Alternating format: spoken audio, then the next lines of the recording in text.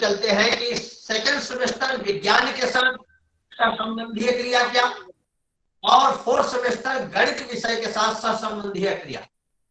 मुख्य रूप से सहसंबंध को कैसे स्थापित किया जाए, क्या बताया जाए और उसके विषय में विभिन्न प्रकार के आयोगों का क्या मंतव्य रहा है, इस पर भी हम लोग चर्चा करेंगे। तो मैं अपनी चर्चा की शुरुआत में सबसे पहले अपने आदरणीय लालचंद सर से चाहूंगा कि वो 5 मिनट का सहसंबंध पर, कोरिलेशन पर अपने मंतव्य को प्रस्तुत करें। तत्पश्चात हम लोग इस क्लास में आगे की तरफ बढ़ाएं। लालचंद सर अगर हमारी बात को सुन पा रहे हैं तो। Shri Lalchand sir, CRC Patna.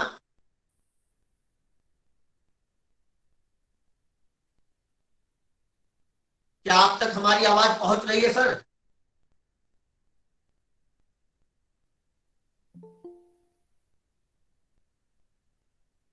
Divya please stop presenting करें, जिससे मैं और लोगों को देख पाऊं। स्क्रीन सिर्फ आपकी दिखाई दे रही है बेटे। Thank you. लालचंद सर, क्या आप हमें सुन पा रहे हैं?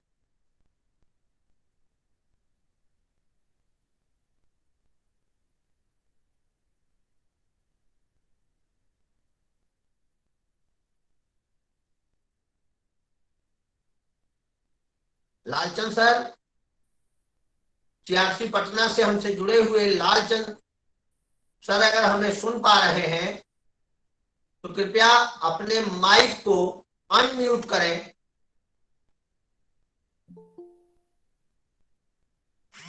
जिससे हम आज उनके शब्दों को सुन पाए इस विषय पर।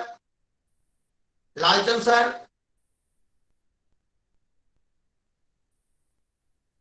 शायद कोई टेक्निकल एरर के कारण वो हमें सुन नहीं पा रहे हैं। जुड़े तो हैं कार्यक्रम में, लेकिन उनका माइक अनम्यूट नहीं हो रहा है उधर से।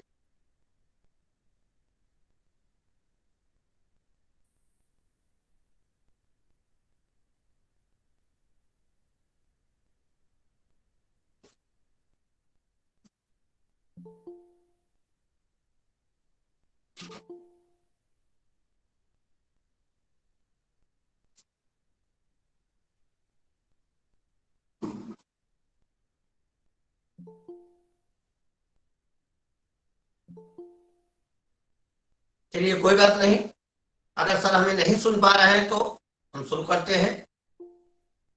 एक बार मैं पुनः और कह लूंगा, लालचंद सर अगर आप हमारी आवाज सुन रहे हैं या उनके सेंटर के बच्चे उन तक फोन के संदर्भ में या किसी तरीके सूचना दे पा रहे हो तो वे उनको सूचित करें। लालचंद सर अपनी बात रखना चाह रहे थे, इसलिए मैं बार बार उनको आमंत्रित कर रहा हूं।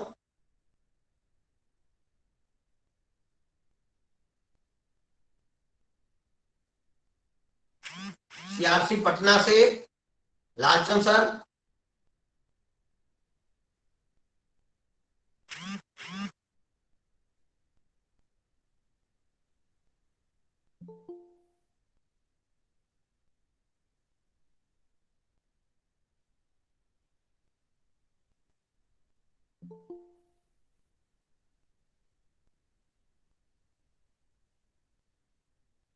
चलिए देखिए, किसी विषय का किसी विषय से कोरिलेशन, सहसंबंध, यह एक ऐसी प्रक्रिया है जिसका विभाजन शिक्षण की सुविधा की दृष्टि से किया जाता है। लेकिन किसी भी स्तर पर प्यारे छात्रों, इस बात का आशय यह नहीं है कि पाठ्यक्रम के विभिन्न अंगों में आपस में कोई संबंध नहीं।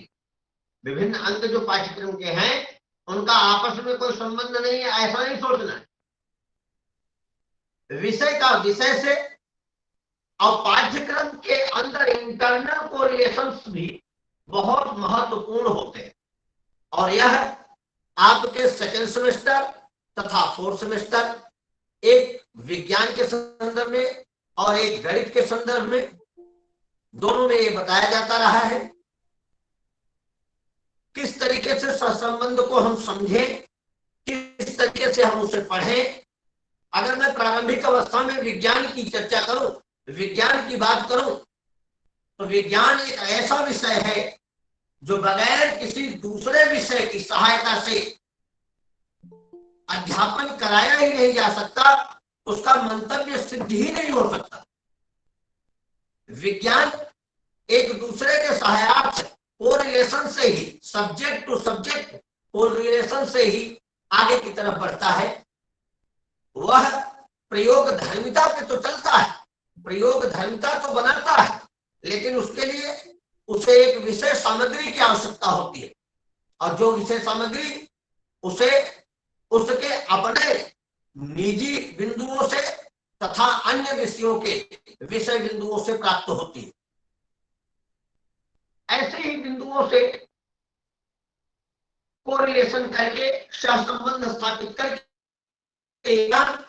शिक्षण को अग्रिम पंक्ति में लाके खड़ा करता है और निष्कर्षों को हमारे सामने प्रस्तुत करने के लिए एक रिजल्ट के रूप में एक अस्तित्व स्थापित कर देता है हमारे सामने, जिसको देखकर हम आप समझते हैं, जानते हैं। किसी भी विषय को अध्ययन करने में दूसरे की सहायता ली जाती है, आप जानते ही हैं। अब जब किसी विषय के अध्ययन में दूसरे विषय की सहायता ली गई, तो प्रथम विषय और द्वितीय विषय के बीच जो संबंध होगा, इसी को सहसंबंध कहते हैं। मैं थ्योरेटिकल भाव में बता रहा हूं, क्योंकि आपके थ्योरी पेपर भी एक विषय का दूसरे विषय पे जब अध्ययन अध्यापन में ली गई सहायता सहसंबंधीय भाव के तौर पर प्रस्तुत की जाती है, कथनिक की जाती है, कही जाती है। इसमें जब हम आगे बढ़े तो आप देखे होंगे, जिस प्रकार विज्ञान के अध्ययन में गणित सहायक है, उसी प्रकार हम इतिहास के बिना भूगोल की सहायता लिए की बात नहीं समझ सकते। अगर आप इतिहास को समझना चाहते हैं तो आपको भूगोल को समझना ही समझना होगा। एक मुझे मेमोराइज हो रहा है, डॉक्टर जाकिर हुसैन समिति के अनुसार एक बात आई थी, समस्त शिक्षा वास्तविक जीवन, सामाजिक एवं प्राकृतिक वातावरण संबंधी समस्याओं के द्वारा दी जानी चाहिए। ऐसा डॉक्टर जाकिर हुसैन साहब समिति का एक रिपोर्ट कार्ड था, हम लोगों के सामने रहा,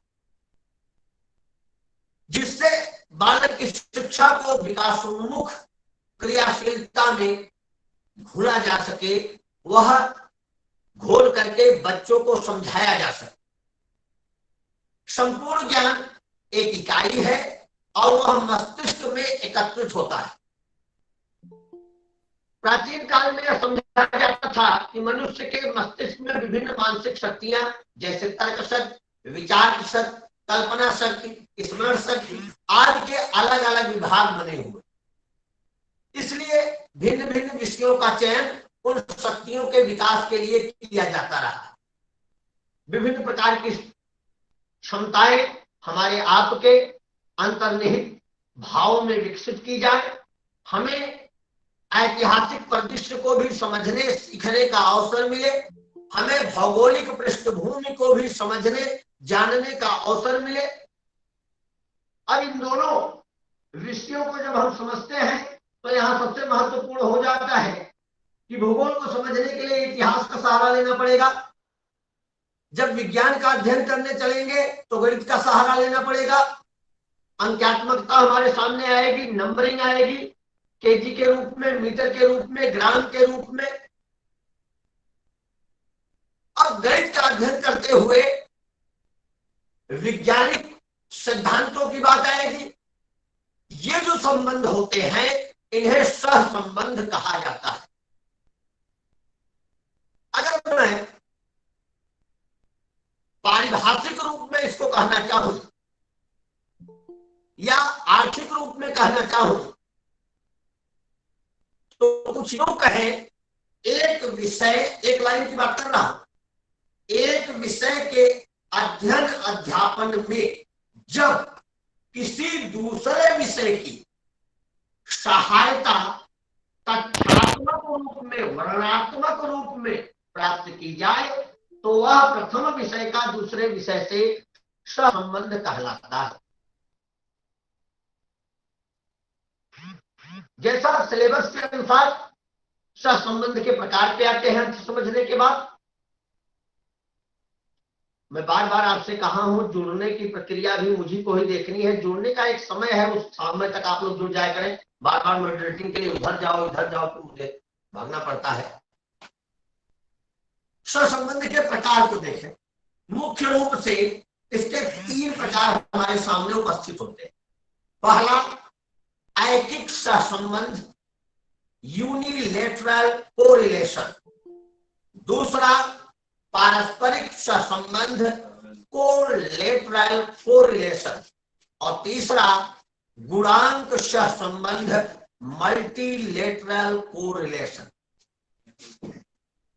अगर इन तीनों स्वरूपों को मैं थोड़ा सा विस्तारित रूप देना चाहूं, थोड़ा विस्तारित रूप में आपके सामने कहूं, तो उससे पहले यह परम आवश्यक हो जाएगा कि मैं जरा इनके तीनों को थोड़ा सा शाब्दिक स्वरूप अमली जामा पहना दूं। ऐकिक सहसंबंध, यूनिलेटरल कोरिलेशन, यह विज्ञान की विभिन्न शाखाओं का एक दूसरे से संबंध ऐकिक संबंध कहलाता है। इसे आड़ा सहसंबंध, वर्टिकल कोरिलेशन भी कहते हैं। मैं फिर से कहना चाहूंगा प्यारे छात्रों, विज्ञान की विभिन्न शाखाओं का एक दूसरे से संबंध ऐकिक सहसंबंध कहलाता है।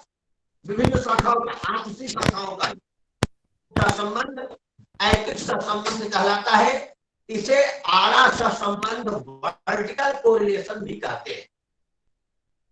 दूसरे पे आऊं शाब्दिकता के रूप में, तो कोलेटरल कोरिलेशन अर्थात पारस्परिक सहसंबंध, एक ही विषय में एक ही शाखा के विभिन्न प्रकरणों को एक दूसरे से संबंधित करना पारस्परिक सहसंबंध कहलाता है। एक ही विषय में एक ही शाखा के विभिन्न प्रकरणों को एक दूसरे से संबंधित करना पारस्परिक सहसंबंध कहलाता है। और जब मैं इसके तीसरे स्वरूप की तरफ चलूं, गुणांक सहसंबंध, मल्टीलेटरल कोरिलेशन, एक विषय का दूसरे विषय से पारस्परिक संबंध गुणांक सहसंबंध कहलाता है। इसे रेखीय संबंध, रेखीय सहसंबंध, हॉरिजॉन्टल कोरिलेशन भी कहते हैं। 3 स्थितियां आपके सामने आई सहसंबंध के प्रकार। अगर परीक्षा में पूछता है तो 3 प्रकार कौन कौन सा? पहला, ऐकिक सहसंबंध, लेटरल कोरिलेशन। दूसरा, पारस्परिक सहसंबंध, कोलेटरल कोरिलेशन। और तीसरा, गुणांक सहसंबंध, मल्टीलेटरल कोरिलेशन। इस तरीके से इसके 3 स्वरूप हमारे सामने आ गए। अब हम लोग इसके महत्व की तरफ अगर चले, एकदम आपके सब्जेक्ट के अनुसार जो आपकी थ्योरी में है। ये बिटिया क्या पूछ रही है? प्रश्न आप जब आपसे कहा जाए बेटा तब पूछे, बीच में थोड़ा सा जो चल रहा है क्रम, उस क्रम को चलने दीजिए। फिर उसके पश्चात रुचि, आपने यह प्रश्न कल भी पूछा था सर से और यह प्रश्न आज भी पूछा है। मैं इसका उत्तर आपको विधिवत दूंगा बिटिया। सहसंबंध और समन्वय में क्या अंतर होता है बिल्कुल बताऊंगा, लेकिन जरा सा जो छात्र लिख रहे हैं या जो छात्र देख रहे हैं उस विषय को थोड़ा सा क्लियर हो जाने दीजिए। हाँ, तो 3 इसके स्वरूप हमने देख लिए। इसके लाभ क्या है? लाभ तो देखते हैं। सहसंबंध के लाभ, छात्र विषय का बारीकी के साथ ज्ञान प्राप्त करते हैं, सूक्ष्म ज्ञान प्राप्त करते हैं एक दूसरे संबंध जब होता है। विद्यार्थी विभिन्न समस्याओं को हल करने में प्रसन्नता का अनुभव करते हैं। तीसरा इसका लाभ है सहसंबंध द्वारा पढ़ा ज्ञान बालकों का स्थायी अंग बन जाता है। चौथा इसका लाभ है सहसंबंध संपूर्ण पाठ्यक्रम को एक इकाई के रूप में प्रस्तुत करता है। इसके पांचवें लाभ की तरफ चले, बालकों को चहुमुखी विकास के अवसर मिलते हैं। इसके अगले लाभ की अर्थात नंबर 6 की तरफ चले, स्कूल और समुदाय के बीच दूरी को कम करने में सहायता मिलती है। 7वें लाभ की तरफ चले, यह ज्ञान की संकीर्णता को कम करता है। 8वें लाभ की तरफ चले, शिक्षा के स्वाभाविक रूप को संवारता है। अगले लाभ के क्रम 9वें क्रम में बढ़ते हैं, कार्य करके सीखो, शिक्षण शब्द का प्रयोग होता है। लाभ के अगले पायदान पे जब हम बढ़ते हैं, अध्यापक के दृष्टिकोण को व्यापक बनाता है। और लास्ट अगर हम इसके को देखें तो अध्यापकों को विषय संबंधी आधुनिकतम जानकारी प्राप्त करने तथा ज्ञान संचय के लिए प्रेरित करता है। ज्ञान संचय, एक विषय से दूसरे विषय के ज्ञान से संबंधित संचयन हेतु यह अध्यापकों को प्रेरित करता है। लिमिटेशन की बात हम थोड़ा बाद में करेंगे। पहले जो इसके स्वरूप है, किसी बच्चे ने कहा था इसके स्वरूपों का जरा सा विस्तार कर दे, स्वरूपों को थोड़ा सा विस्तारित रूप में हम लोग देख लें। तो तीनों स्वरूपों को फर्स्ट सेकेंड थर्ड तीनों स्वरूपों पे थोड़ी सी और बात कर लेते हैं, कुछ आयोगों का रेफरेंस करके बात कर लेते हैं। पहला सर, बिटिया जी, हाँ सर एक माइक ऑफ कर दीजिए, आपकी वॉइस क्लियर नहीं आ रही है। वॉइस क्लियर नहीं आ रही, जरा उधर से माइक ऑफ करना भैया, धन्यवाद। हाँ, क्या अब आवाज सही आ पा रही है? यस सर, आ रही है। Yes sir. अब कोई इको नहीं हो रहा है ना? हाँ सर, क्लियर आवाज आ रही है सर, थैंक यू। ठीक है सर, कंटिन्यू करें। अब कोई वॉइस का इशू तो नहीं है? नो सर, सही है। No sir, no sir. जी ठीक ठीक, कंटिन्यू करें। अब इसमें विज्ञान की विभिन्न शाखाओं का आपस में सहसंबंध देखते हैं। देखिए, विज्ञान का अकेले तौर पर पढ़ाया जाना लगभग संभव नहीं है। विज्ञान की सभी शाखाएं एक दूसरे पर आश्रित होती हैं। कई ऐसे तथ्य और सिद्धांत हैं जो विभिन्न विषयों में सामान्य कॉमन है। इसके आधार पर ही नए विषयों का उदय होता है, अपरिचित है उससे, जैसे biophysics, biochemistry, geophysics, soil chemistry, भूमि रसायन इत्यादि। यहां पर फिजिक्स के साथ बायो, केमिस्ट्री के साथ बायो, फिजिक्स के साथ जियो और केमिस्ट्री के साथ सॉइल, इन दोनों का अध्ययन करना है। शिक्षकों में विज्ञान की विभिन्न शाखाओं से सिखाने की इच्छा में बृहत्तम वृद्धि हो, इसके लिए विद्यार्थियों में रुचि के जागरण को सबसे महत्वपूर्ण स्थान देता है यह सहसंबंध। जैसे मैं आपको बताऊं, किसी भी व्यक्ति से आप पूछेंगे कि शरीर का तापक्रम क्या होता है, सेंटीग्रेड में आपको बताया जाता है, फ़ारेनहाइट में आपको बताया जाता है। आप देखते होंगे लोग इच्छुक भी होते हैं, व्यक्ति छात्र इच्छुक भी होते हैं जानने का, समझने का। अब यह महत्वपूर्ण हो जाता है कि विभिन्न के बारे में अध्यापन कराते हुए विशिष्ट जानकारियों को किया जाए। इसलिए का नैतिक दायित्व है कि वह सहसंबंधीय विषयों के बारे में विशेष ज्ञानार्जन कर ले, जिससे वे जब सहसंबंधीय भाव व्यक्त करें, एक विषय को दूसरे विषय के संबंध में पढ़ाएं, तो यहाँ पर बात को स्पष्टता के साथ रख सके। अब जैसे इसका ज्ञान कराना है, के ज्ञान को मनुष्य की आंखों के दोषों को अच्छी तरह से विद्यार्थी को समझा सकेगा। अगर आप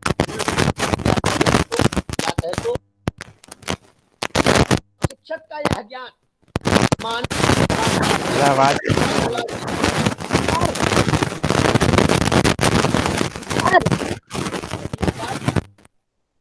हेलो सर। क्या आवाज बताओ सर, क्लियर आवाज नहीं आ रही आपकी।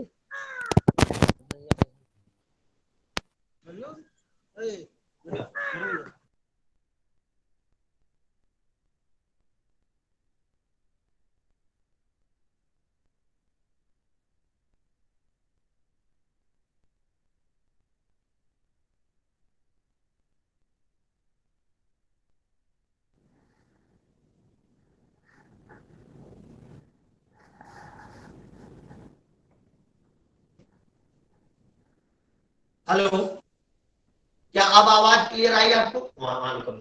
Yes sir. अब कोई इशू तो नहीं हो रहा? No sir. भाई क्या प्रॉब्लम है आप लोग? ये आदित्य यादव लिख रहे हैं सर आवाज बिल्कुल नहीं आ रही है। ऐसा तो नहीं होना चाहिए। सर अब आ रही है सबकी आवाज। आ रही है ना? Yes sir. ठीक।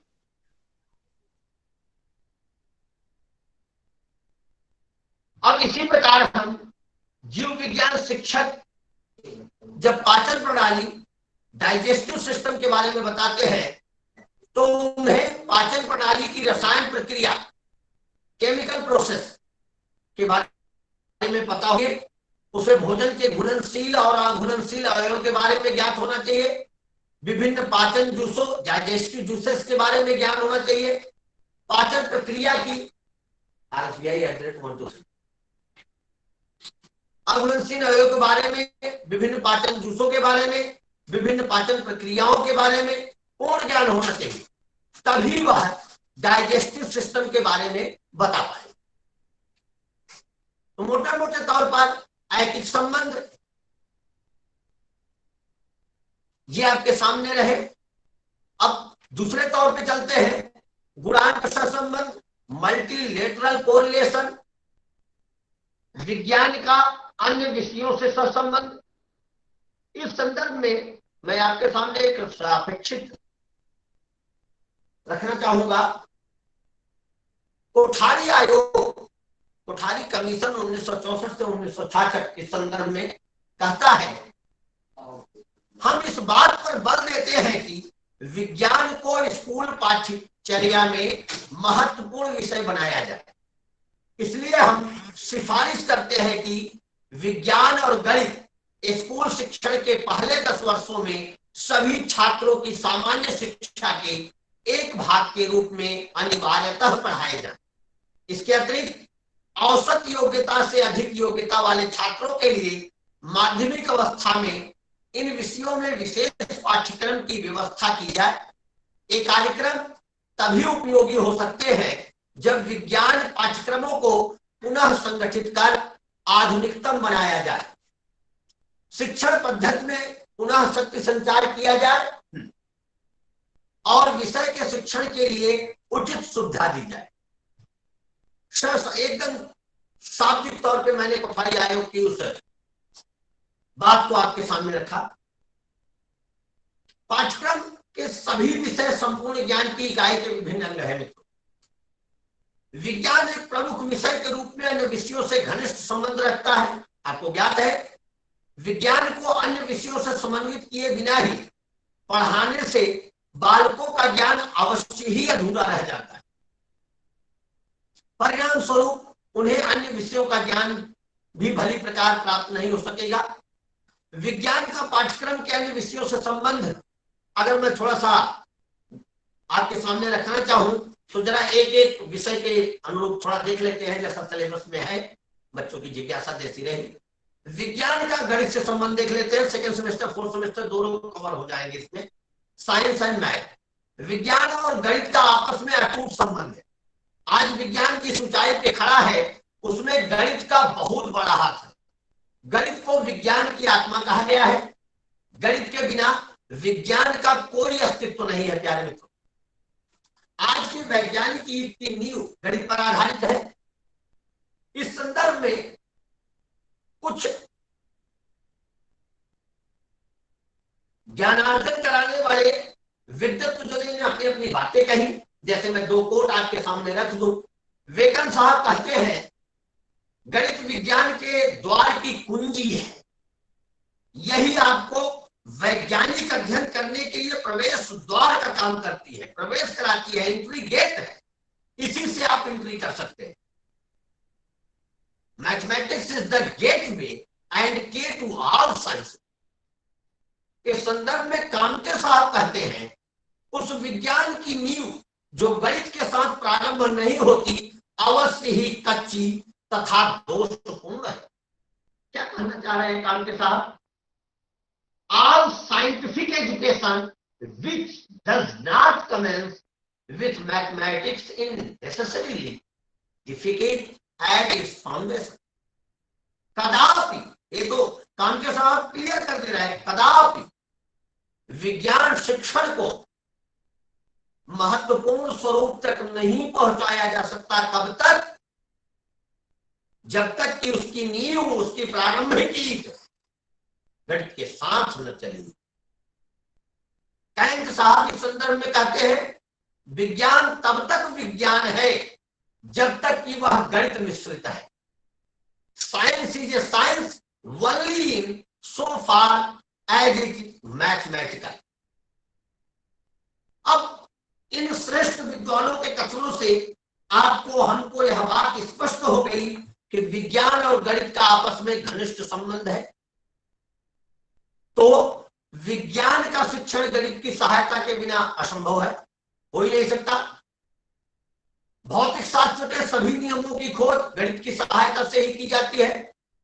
उदाहरण स्वरूप पृथ्वी की आकर्षण शक्ति, ग्रेविटी फोर्स, गणित के नियम, गति के नियम, लॉज ऑफ मोशन, वेतार के तार, वायरलेस, गति, स्पीड, त्वरण, एक्सेलरेशन, अश्वशक्ति, हार्स पावर, भाप इंजन, स्टीम इंजन आदि का आविष्कार गणित की सहायता से ही हुआ है।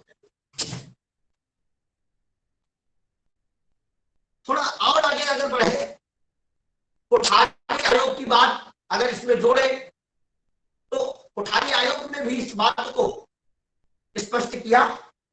वैज्ञानिक दृष्टि अपनाने का मुख्य लक्षण वस्तुओं को मात्रात्मक दृष्टि से अभिव्यक्त करना है। मैं कोठारी आयोग के वो कोट बता रहा हूं, परीक्षा में लिखने को आपको काम है। इसलिए आधुनिक शिक्षा में गणित का स्थान अधिक महत्वपूर्ण हो जाता है। भौतिक विज्ञान की प्रगति में इसका महत्वपूर्ण हाथ, साथ ही जैविक विज्ञानों के विकास में भी आधिकारिक रूप में इसका प्रयोग किया जाता है। इस शताब्दी के स्वचालन विज्ञान की साइबरनेटिक्स के आगमन से नई वैज्ञानिक औद्योगिक क्रांति का जन्म हुआ है और विज्ञान अध्ययन पर विशेष ध्यान देना और भी अनिवार्य हो गया। अब अगर मैं थोड़ा आगे बढ़ के इस बात को कहूं तो यहां बात आती है वंशानुक्रम की खोज को भी हम विभिन्न गणितीय चीजों के सहयोग से ही, पीरियोडिक टेबल के विकास में भी गणित का महत्वपूर्ण योगदान रहा। अगर योगदान के संदर्भ में कुछ और उदाहरण देने चलूं तो यौगिक में कितने तत्व हैं, वे किन किन अनुपातों में है, अणु के विस्फोट से कितनी शक्ति उत्पन्न होती है, पानी में किस अनुपात में हाइड्रोजन और ऑक्सीजन मिली हुई है, इत्यादि आपको हमको देखने को मिलता है। इलेक्ट्रॉन, प्रोटॉन, न्यूट्रॉन, योग, रेड्रो संख्या आदि को समझने में बीजगणित के छात्रों को इंडेक्स का ज्ञान आवश्यक है। गैसों के नियम, भाप का दाब, घुलनशीलता आदि को समझने में ग्राफ की जानकारी सहायक सिद्ध होती है। रसायन शास्त्रों के प्रमुख एवं आधारभूत पक्षों को समझने के लिए सामान्यीकरण, सूत्रीकरण की प्रक्रियाओं एवं दूसरे कौशलों में पारंगत होना आवश्यक है। उदाहरणार्थ बायल का नियम अथवा चार्ल्स के नियम को समझने के लिए गणितीय भाषा का आवश्यक हो जाता है, ज्ञान आवश्यक है। ये तो था विज्ञान का गणित के साथ संबंध। अब हम अगर विज्ञान का इंजीनियरिंग के साथ देखें, उदाहरण स्वरूप चले, विज्ञान इंजीनियरिंग की जान है। Science is the foundation of engineering. एक प्रकार से इंजीनियरिंग विज्ञान का ही दूसरा नाम। इसलिए इंजीनियरिंग में प्रवेश है तो विज्ञान का अच्छा ज्ञान होना अनिवार्य है।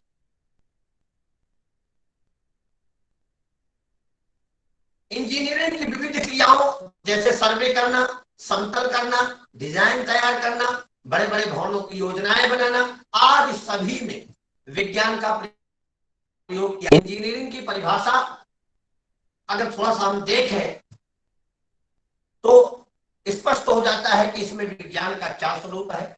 Engineering has been defined as an direction the great source of power in nature for the use and convenience of man.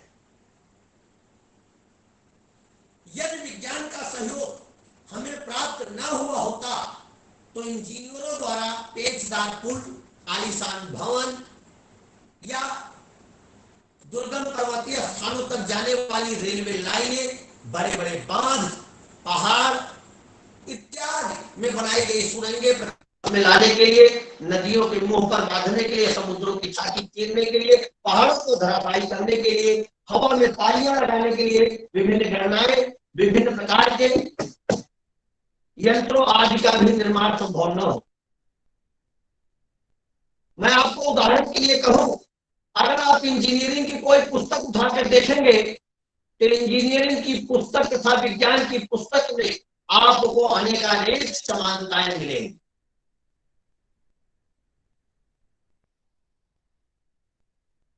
इसी के साथ हम लोग इसके तीसरे स्वरूप को अगर देखें, विज्ञान एवं दर्शन, साइंस एंड फिलॉसफी। आपको मालूम है दर्शन के संबंध में आपको बहुत कुछ कहने की हमें आवश्यकता नहीं है, लेकिन फिर भी दर्शन वह विषय है जो सत्य की खोज करता है। जैसे सृष्टि के अंत में क्या शेष रहेगा, सृष्टि की रचना कैसी हुई, इसका निर्माता कौन है, आदि प्रश्नों का उत्तर दर्शन शास्त्र ही देता है। तो विज्ञान तथा दर्शन की प्रगति एक दूसरे पर निर्भर करती है। इतिहास साक्षी है मित्रों, विज्ञान में हुई खोजों ने हमारी दार्शनिक विचारधारा को प्रत्यक्ष रूप में प्रभावित किया है। यह इस बात से स्पष्ट है कि महान दार्शनिक साधारण वैज्ञानिक नहीं,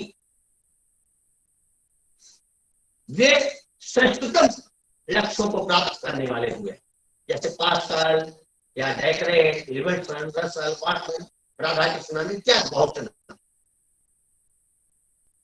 तो विज्ञान ही एक ऐसा विषय है जो दर्शन और पृथ्वी की ओर खींचता है, अन्यथा दर्शन के केवल फिजूल की दिमाग खर्ची का विषय बना है। मूलतः विज्ञान का जन्म और विकास एक ऐसे उपकरण के रूप में हुआ है जिसकी सहायता से गणित और सामाजिक विज्ञान के प्राथमिक नियमों को समझने एवं उनकी व्याख्या करने में सहायता मिली। इसीलिए महोदय हरदम कहा लिखते हैं, शिक्षा का अंत दर्शन के हाथों होता है, लेकिन विज्ञान हमें दर्शन के खतरों की चेतावनी देता। व्हाइटहेड साहब इसी संदर्भ में कहा है, उनका भी कथन है, दार्शनिक विज्ञान का भरपूर ज्ञान रखते हुए गणित को अपने महान विचारों से योगदान देते। इसी तरीके से अगर आप आगे बढ़ेंगे तो विज्ञान और भूगोल का सहसंबंध, विज्ञान और इतिहास का सहसंबंध, विज्ञान और भाषा का सहसंबंध, विज्ञान और सामाजिक अध्ययन का, साइंस एंड सोशल साइंस या सोशल स्टडीज का सहसंबंध, विज्ञान और क्राफ्ट का सहसंबंध, विज्ञान और ललित कलाओं का सहसंबंध इत्यादि आपको देखने को मिले।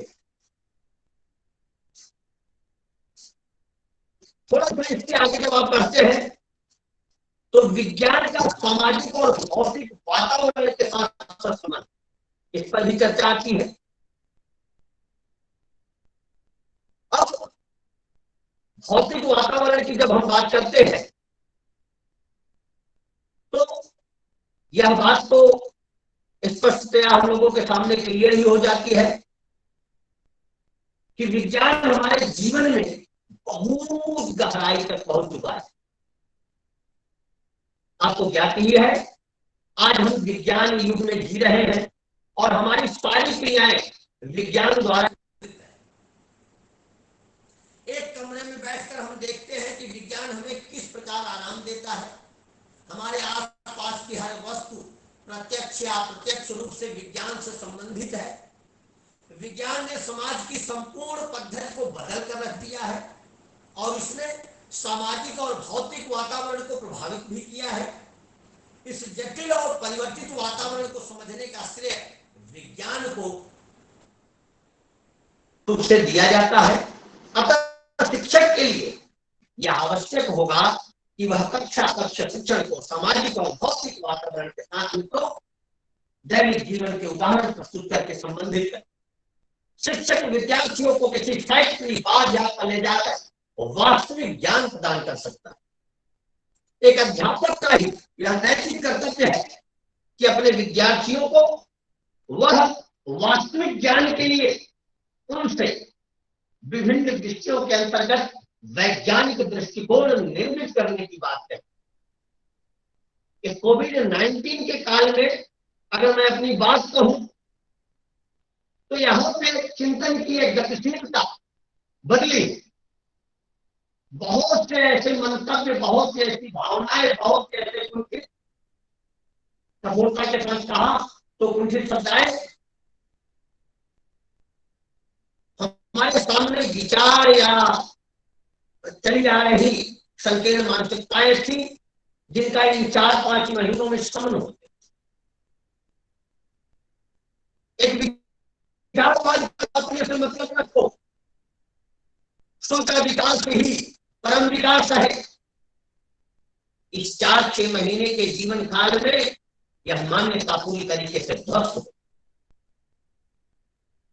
मनुष्यता के विकास के लिए शोषणिक व्यवस्था ने हमें घर में छुपने को मजबूर कर, हमारा चिंतन करना, हमें मानवता के उद्धार के लिए, मानवता के विकास के लिए अनेक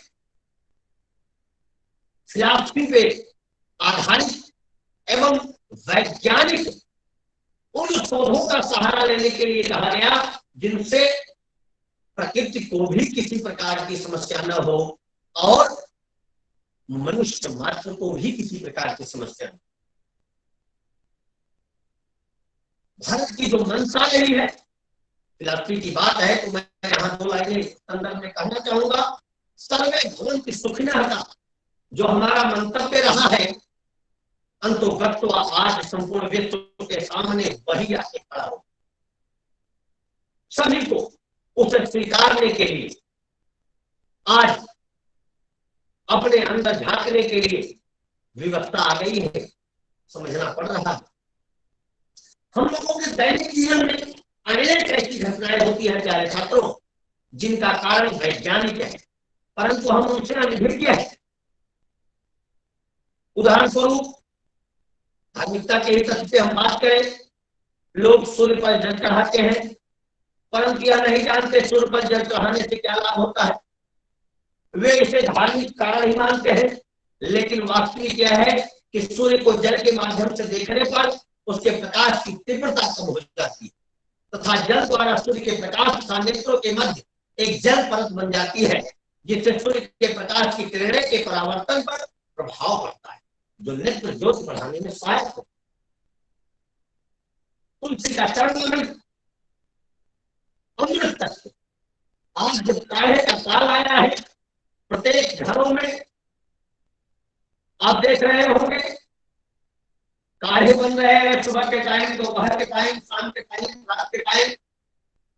तो विभिन्न उन औषधियों को खोजा जा रहा है जिनको हम ला चुके थे, अथवा उनकी महत्ता को इस भाग दौड़ में थोड़ा कम करके आपने।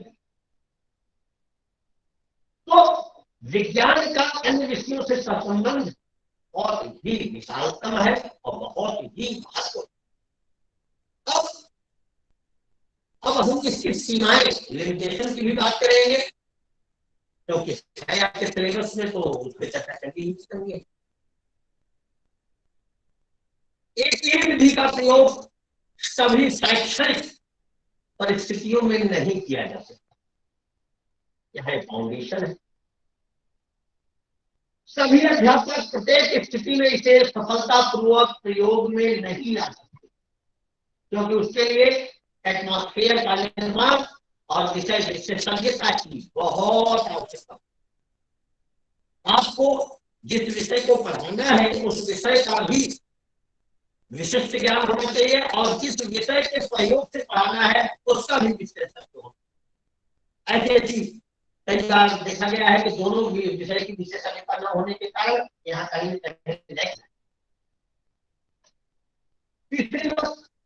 यह प्रयोग धर्मी है, तो एक बड़े वर्ग पर इसको नहीं रख सकते, एक बड़ी संख्या वाली क्लास में इसका प्रयोग नहीं कर। सांस्कृतिक विषयों को सहसंबंध के माध्यम से नहीं पढ़ाया जा सकता। सहसंबंध के माध्यम से किसी विषय का गहन अध्ययन विशिष्ट पक्ष को दृष्टिगत रखते हुए करना कठिन है। सहसंबंध के माध्यम से किसी विषय का गहन अध्ययन विशिष्ट पक्षों को ध्यान में रखकर जब आप करने चलते हैं तो वहां पर आपको दोनों विषयों के किसी न किसी भाव में दिखाई देता है जो इसकी कठिनता को व्यक्त करने लगा। अब इसके अगले क्रम में जब हम लोग बढ़ते हैं तो लगभग मैं देख पा रहा हूं कि मैंने आपका 50 मिनट का समय लिया हुआ है। अब मैं आता हूं, जो हमारी बिटिया ने प्रश्न पूछा था, रुचि नाम था, उसने एक प्रश्न किया था। हमें सुन पा रही है तो फिर से पूछे। मैं कमेंट में देखो कई कमेंट आए हैं, वॉइस क्लियर नहीं आ रही, चंद्रा सर की तरफ से नेटवर्क प्रॉब्लम होगी। अच्छा, ये पहले की बात दिखाई हमने। रुचि, क्या आप सुन पा रही हैं भैया? Yes sir. कुछ पूछा था बेटे ने सर यस सर। सर सह संबंध और समन्वय में अंतर पूछा था। जी। सहसंबंध मैंने आपके सामने स्पष्ट किया, एक विषय से दूसरे विषय का अथवा एक विषय की इकाई के मध्य ही जो उसकी विभिन्न शाखाएं हैं उनसे संबंध को सहसंबंध कहते हैं। समन्वय होता है एक साथ मिलकर चल।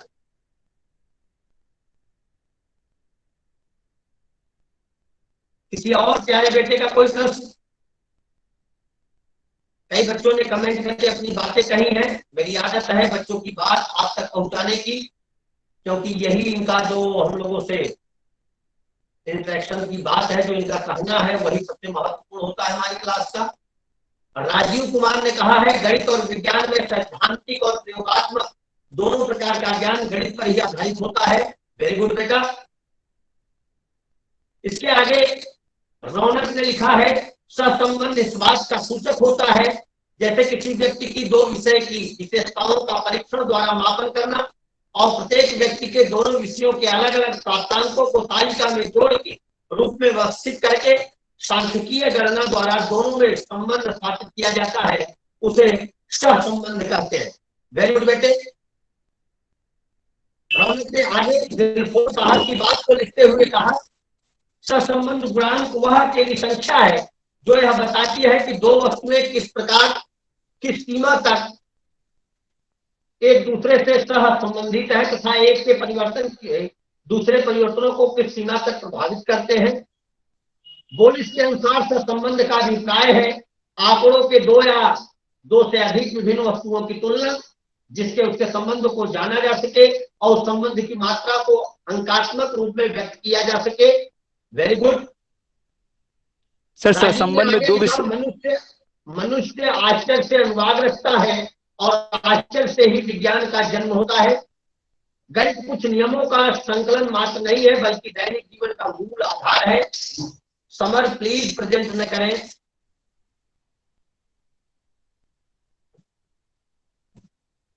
एक सोनिया ने पूछा है, सहसंबंध विधि में भविष्यवाणी कैसे की जाती है, किस आधार पर? जब आप एक विषय का दूसरे विषय से जोड़ करके अध्ययन करते हैं तो आपको पूर्व में ऐसी घटित घटनाओं के संदर्भ में कुछ उदाहरण मिलते हैं जिनके आधार पर आप भविष्यवाणी कर सकते हैं।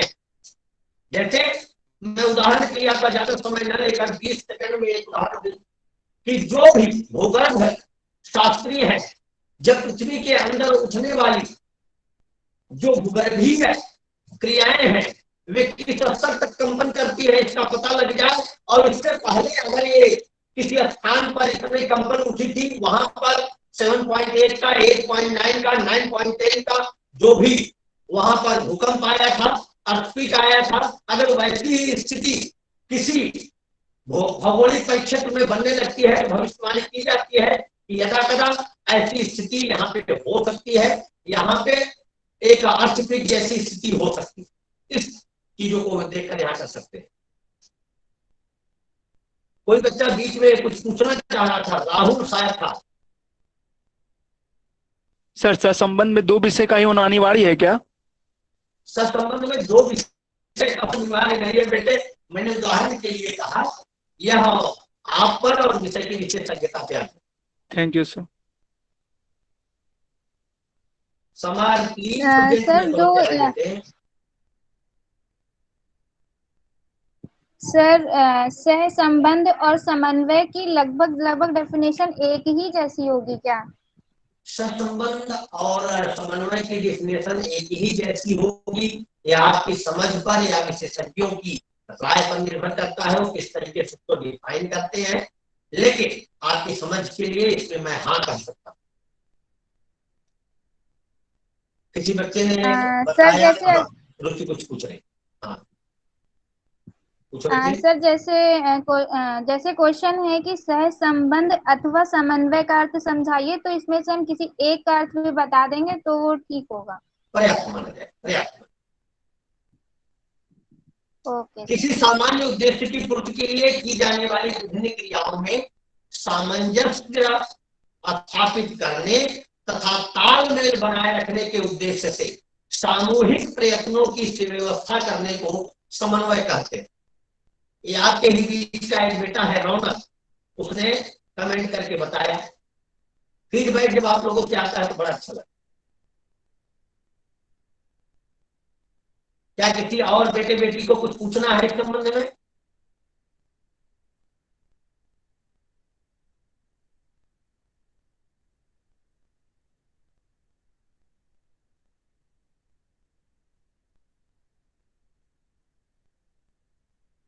मुझे लगता है आपको अवश्य ही कुछ ज्ञानार्जन हुआ होगा। समन्वय वह क्रिया है जिसके द्वारा एक संबंध अपने अधीनस्थों में सामूहिक प्रयास का एक सुव्यवस्थित स्वरूप विकसित करता है तथा सामूहिक उद्देश्य की प्राप्ति के लिए क्रिया संबंधी एकता स्थापित करता है। वेरी गुड बेटे, ठीक है। तो अब लगभग 1 घंटे की क्लास आपकी यहाँ पे आती है। ज्यादा समय आप लोगों को करना लेकर, अगर कोई प्रश्न है तो आप उनसे पूछें, अन्यथा हम लोग आज की क्लास की पूर्णाहुति की तरफ चले।